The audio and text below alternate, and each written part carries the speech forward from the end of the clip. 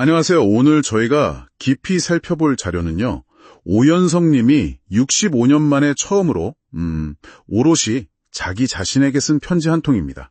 네, 65년 만이라니 정말 특별하네요. 그렇죠. 아주 솔직하고 또 깊은 성찰이 담겨 있는데요. 이분이 전북 순창의 시골 마을에서 태어나셨어요. 그리고 격동의 시대를 지나서 교수로서 정년 퇴임하기까지 그 65년의 인생 여정을 담담하게 풀어내고 있습니다.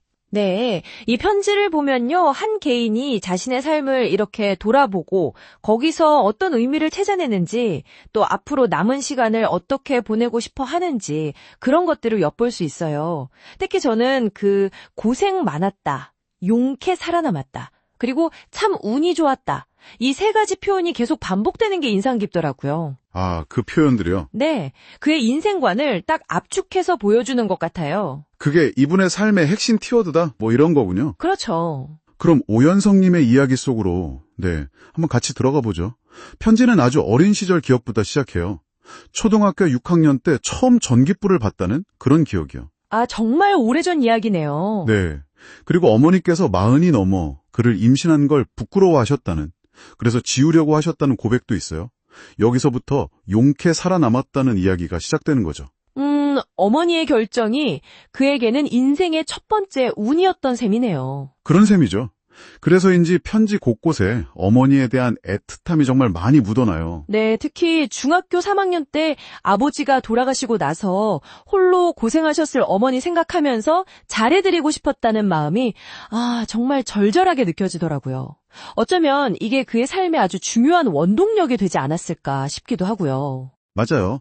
그리고 아버지 장례식 날, 그날 아주 강렬한 깨달음을 얻었다고 하죠. 너는 혼자구나. 네 인생은 네가 살아야 하는구나.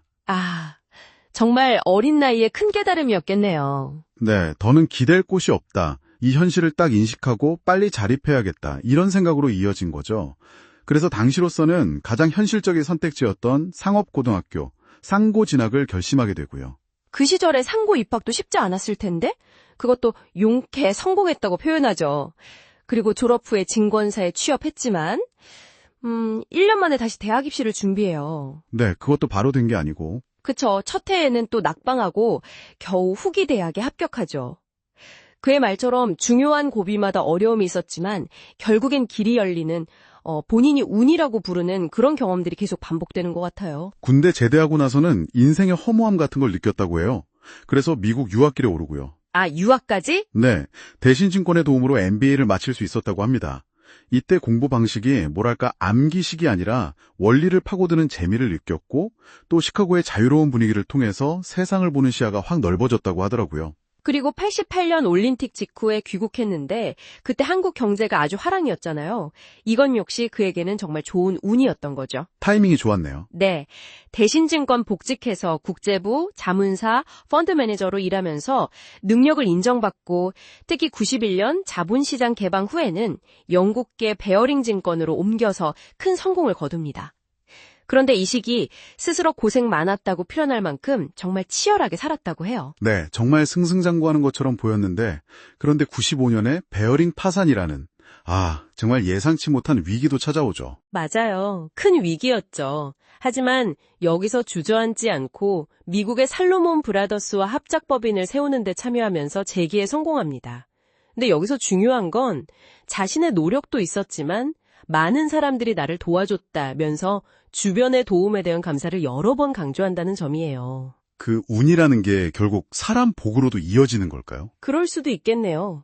2000년대에는 벤처 캐피털을 설립해서 한 12년간 운영하는데 이때도 또 다른 종류의 어려움, 본인 표현으로는 우여곡절을 겪습니다.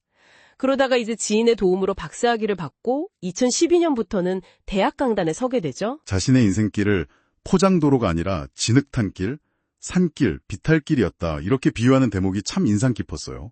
그간의 고됨, 그럼에도 계속 나아갔던 의지가 느껴진달까요? 그렇죠. 그리고 정년퇴임하신 지금도 여전히 AI를 활용해서 영상이랑 글 만들고 새로운 도전을 멈추지 않으세요. 이것도 좋은 사람들을 만난 운 덕분이라고 하시네요. 정말 끊임없이 배우고 도전하시는 모습이 대단합니다. 네, 이 65년의 여정을 돌아보면서 그는 자신에게 감사하고 겸손하며 도움받은 만큼 나누는 삶을 살자 이렇게 다짐합니다. 그 수많은 고생과 위기 속에서 살아남았다고 느끼는 경험, 그리고 결정적인 순간마다 따랐다고 믿는 그 운이라는 것이 결국에는 감사와 겸손, 그리고 나눔이라는 가치로 이어지는 과정, 이게 참 인상적인 것 같아요. 특히 부를 자식에게 물려주기보다는 도움이 필요한 이들에게 환원하겠다는 생각, 어려움을 겪어봐야 행복을 아는데 이런 말에서 그 깊은 성찰이 엿보입니다. 그렇죠. 어쩌면 그 극한의 어려움을 겪고 그걸 운과 타인의 도움 덕분이라고 해석하는 그 과정 자체가 감사를 내면화하고 나누는 삶으로 나아가게 하는 어떤 동력이 되는 건 아닐까? 뭐 그런 생각도 들고요. 오연성님의 편지는 결국 그 치열했던 삶의 순간들을 고생, 살아남음, 운이라는 이 세 키워드로 정리하고 그 모든 경험을 감사와 나눔으로 승화시키려는 한 개인의 정말 진솔한 기록이었습니다. 그의 이야기가 당신에게도 자신의 삶을 한번 돌아보는 계기가 되지 않았을까 싶습니다. 당신의 인생 여점을 만약 몇 가지 키워드로 압축한다면 어떤 것들이 떠오르시나요? 그리고 그 경험을 바탕으로 앞으로 어떤 이야기를 만들어가고 싶으신가요? 오늘은 오연성님의 자기성찰 편지를 통해 한 사람의 인생 회고와 또 미래를 향한 다짐을 함께 살펴봤습니다. 당신의 삶에도 작은 울림을 주었기를 바랍니다.